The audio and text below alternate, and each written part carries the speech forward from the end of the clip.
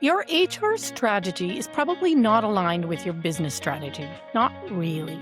We are getting so much better in HR around strategy, but there's still a lot of room to grow. Hopefully, this episode today is going to help your growth.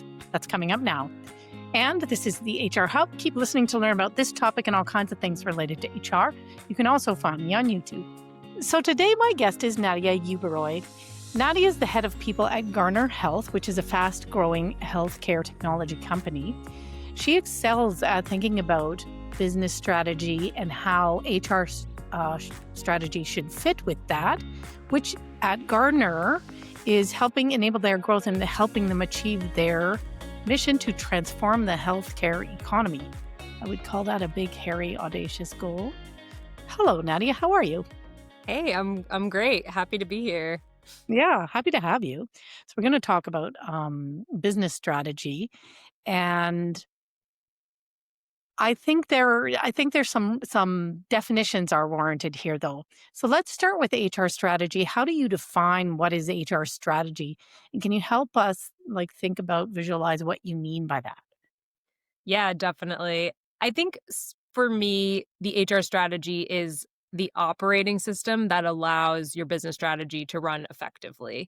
So if you think about kind of your mission being your reason for being, like why does Mhm. your organization exist?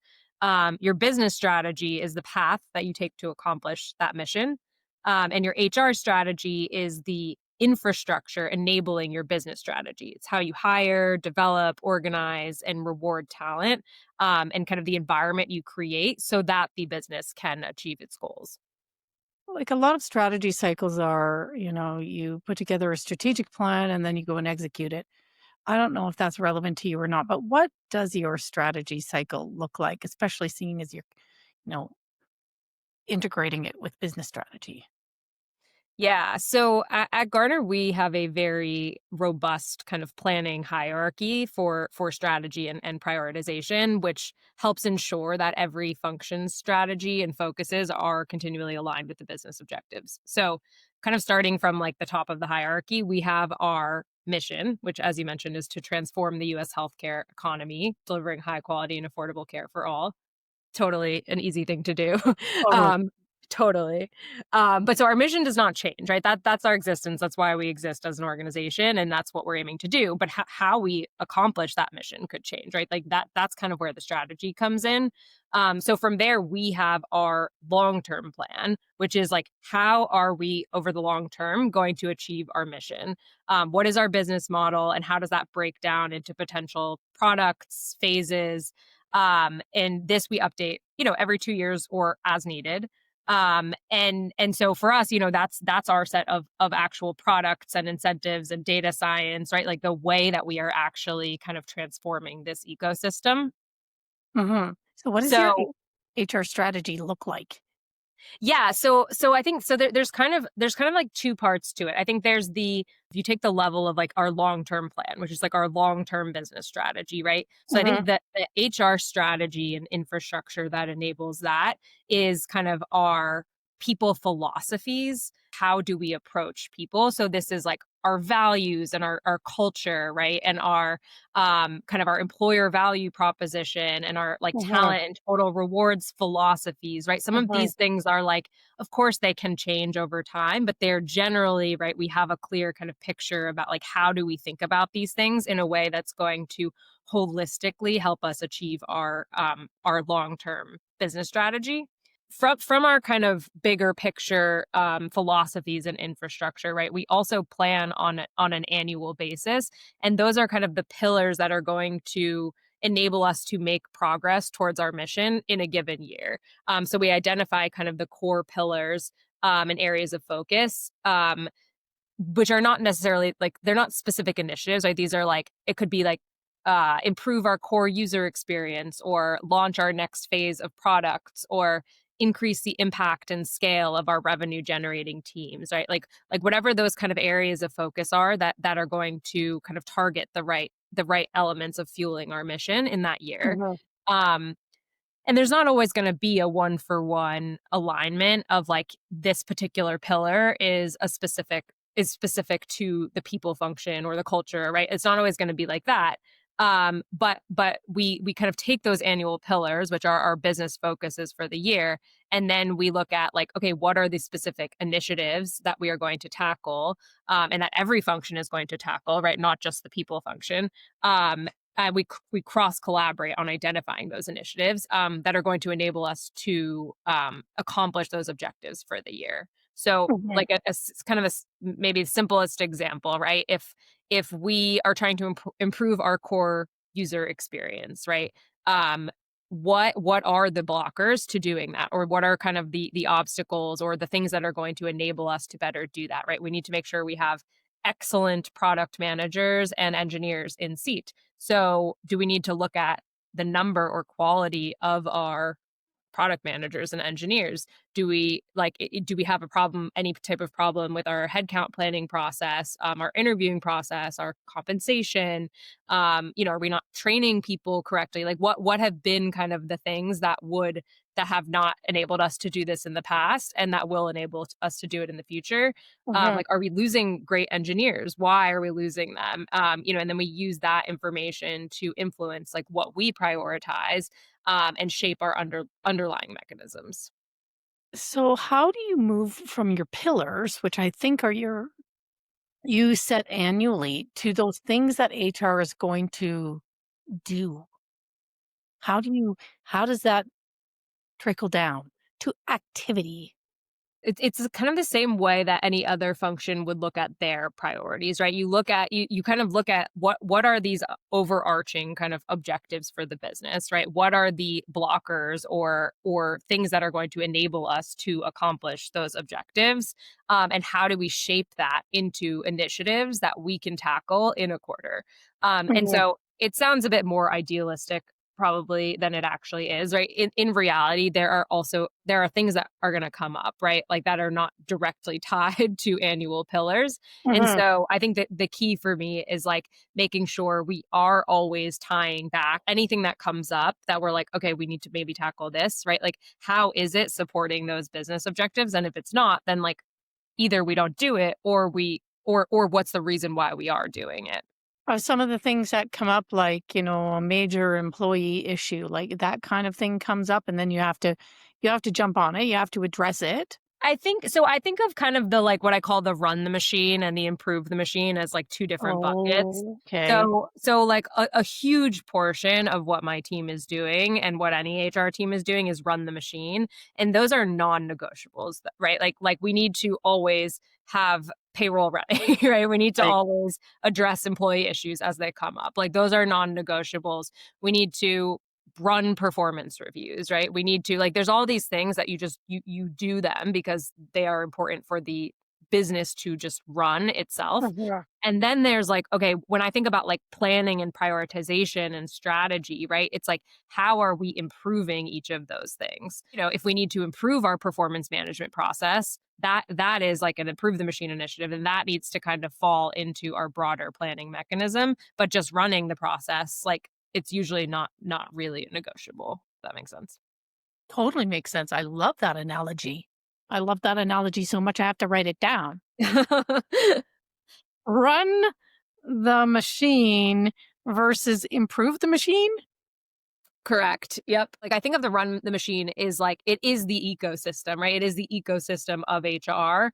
Mhm. And like everything we're doing ultimately feeds into a run the machine, right? Like if we are revamping our total reward strategy, right? Ultimately that's just feeding back into how we run our total reward strategy or programs. And so this is kind of the ecosystem, and then anything related to planning is on top of the run the machine. So if we got to tackle XYZ initiatives. Like we want to, do culture training. We want to do performance management revamp. We Mhm. want to, implement a different workforce planning process, right? Whatever it might be. Like that's just the scoped initiatives that are going to eventually just be implemented back into our run the machine. So some implementations in HR take a really long time. How do you make sure uh, how do you remain agile during a long implementation, especially when your work is spanning multiple business cycles? Well, I think partially this is kind of, sometimes it's embedded into the DNA of your organization where Mm. where, we are a very young, fast, agile company that attracts and hires people who, want to move quickly, are kind of able to pivot on their feet. It is also really baked into our planning mechanisms. I think the quarterly planning process is actually really influential in enabling this. So, because when we scope our deliverables, we're scoping them in the sense of a quarter. So it's like, what are the specific deliverables or metrics that we can move in this quarter, instead of Mhm. trying to fully map out what we're going to work on for the entire next year, in these Oh, like long and drawn out initiatives that take longer to have impact and make it a lot harder to pivot. So of course, some initiatives and objectives will span multiple quarters, but we're still tackling them in bite-sized pieces. So if priorities or strategies change, we've already made impact from what we tackled first, right? Like we moved that metric or we delivered that particular module in that quarter, and we're able to kind of adapt quickly from there without having wasted effort. so often clients will come, or your partners, like your peers, come and ask you to do something that you weren't planning to deliver. And that maybe, in your opinion, is not aligned with the business strategy, with the HR strategy. How are you handling those? Well, I always listen, right? Of course, like I want to Yeah. understand, right? Where's it coming from? And so even if it's not intuitively for me aligned, right? There's always some value there. And at the very least, I can explain why we're not prioritizing it. But I point us back to our planning hierarchy. And it is, I guess, a little bit easier at Garner because everyone understands the planning hierarchy, Right. right? It's not like people are going to be like offended that you didn't prioritize their thing, right? It's like no, this is how we do the planning process, and we very much welcome and solicit feedback and input on what's important to employees, what's important to leaders, things like that. But it's just one input into how we think about overarching planning. We're never going to just like tackle something, like I explained to them, we're never just going to like kind of tackle something or stray from the plan just because one or two or three employees suggested it. It's just that input into our broader prioritization without becoming kind of reactive, to things that don't have as direct of an impact on enabling the business strategy. And a lot of times the things that people suggest are very important and will be impactful, Yes. but you Yes. still have to make trade-offs, so you can't tackle everything at once. So, what advice would you offer to HR professionals who are trying to shift from becoming customer or client focused, where we jump every time the customer or client says jump, to being more business focused? I think, I yeah, think I this think is it would. Sorry, go I ahead. think I think this is such an important question. I think again, it starts a bit with the why of like, why is the current mindset the customer focus? Because I think sometimes there is value in that, right? Totally. If you're in a client Totally. services company, you're a consultant, like right, whatever it is, like sometimes that is like a core part of the fabric that is actually going to enable your business objectives. Like even, at Chewy, for example, when I worked at Chewy for 4 years, and part of the business strategy was being customer obsessed, right? Like Mhm. that was a Yes. huge part of the values, and like we delight our customers and like have such a customer centric approach. So of course we need to implement that kind of mindset with the way we serve our employees. So it was part of a broader fabric. Now that's not to say that one employee in a 20,000 person organization suggests something and we go and like jump and do that, right? It's still just one input. But so I think I start with that why, right? Because sometimes there is value in that. But then I would kind of shift the mindset to like, okay, well, how does planning and prioritization work for every other function of the organization? Because the reality to me is that it should not be any different, right? How does any other function think about their priorities and their planning? Like I'm sure it's not, or I'm not sure, but likely it's not just jumping on everything that everyone asks of them. Like you get a one bad review on whatever, review platform, you're not just going to go like drop everything to prioritize that one thing. And so I would think about like, yeah, how is the rest of the business thinking about prioritization, and like how can we align the people prioritization into those kind of same processes and mentalities? This is a bit of a pet question because I consult to small, medium businesses that are growing. So I think Garner's right now around 400 employees. What is something you wished had been prioritized, whether you or someone else, earlier in Garner's growth? This is probably a relatively non-conventional answer because they're actually most of the kind of core people infrastructure that I tend to see organizations forget to prioritize early on. Like we actually did, or not me, but whomever was there in the early years. Our CEO is very bought into this, which helps a lot. But one of the things now, like hindsight's 2020, when we are trying to scale extremely rapidly, and like part of our talent strategy is hiring like really, really high caliber talent.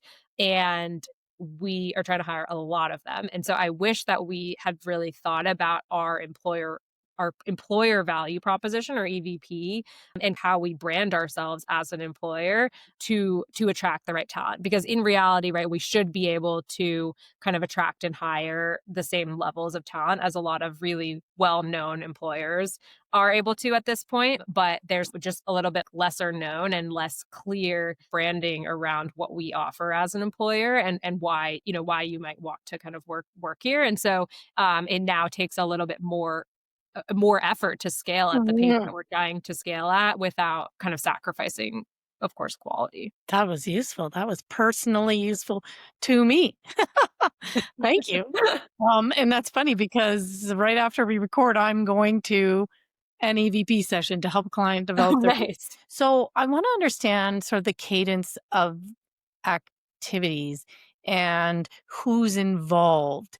So I think the right level to get you to walk us through this is at the quarterly level. What meetings happen? What meetings happen before HR gets involved? What meetings happen with you? And then what meetings are you having and expectations are you setting for your HR department? Yeah, it's a great question. So it starts with each quarter. It starts with meetings at the leadership level, right? On how are we tracking against our annual pillars for the year, and what needs work and why, right? So like what are kind of some of the key either blockers or enablers to accomplish those objectives. So there starts with kind of like a more high level strategic conversation. And then there's I would say kind of a series of, okay, how does that break down into each of the specific functions?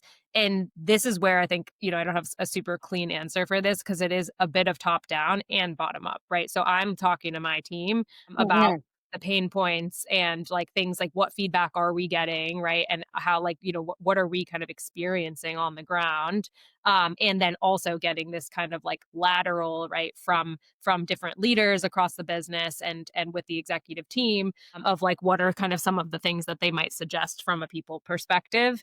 And I'm talking to my boss about, like, the CEO, about like, what do we think will be kind of the high ROI initiatives to kind of make a dent. And like I said, they're not always going to be a one for one with a specific annual pillar, right? Sometimes there's just what's the word? Like just either like kind of cleanup or infrastructure building to be done. That's like more of kind of a long-term objective. And then other times it's like, okay, we need to actually tackle this very targeted thing to enable us to accomplish this pillar.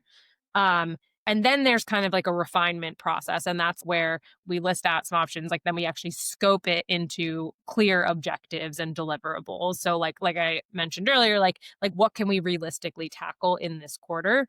Um, and what are the cross-functional dependencies? That's a key component because you can't plan in isolation, right? You often need involvement from the other functions. Um, and that way you also kind of get a little bit more feedback on your proposed deliverables and things like that.